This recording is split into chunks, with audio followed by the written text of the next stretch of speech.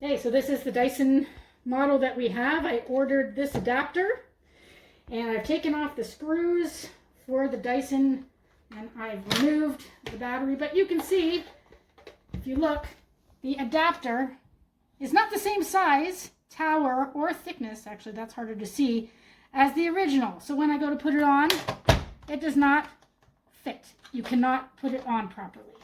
The other problem with this adapter is that it only works with the big batteries.